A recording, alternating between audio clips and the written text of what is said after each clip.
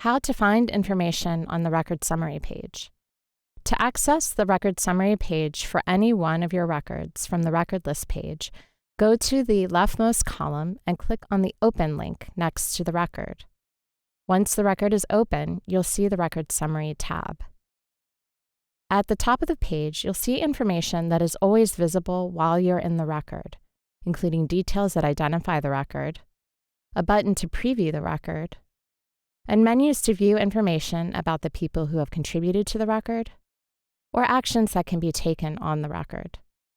If you click on the People menu, you can find information about the record owner and last updater.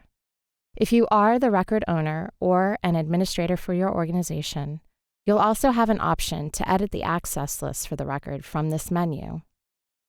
If you click on the Actions menu, you can enable or disable XML upload for the record, download a copy of the record, or delete the record if it hasn't yet been released for review or assigned an NCT number. In addition, administrators can use this menu to make a copy of the record. Farther down on the Record Summary tab, you'll see a section labeled Record Information that lists dates and status details for the record. You can click on the information icons to open drawer content that provides detailed information about the elements that are displayed.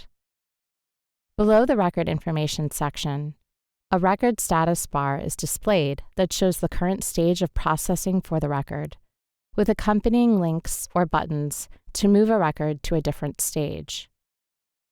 As you continue to scroll down on the tab, you'll see dashboards that are provided to summarize the system validations and review comments that have been applied to the record, as well as the review events that have been documented for the record.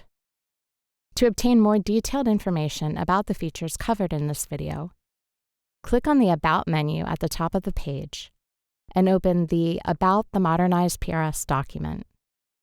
There you have it. That is how to find information on the record summary page.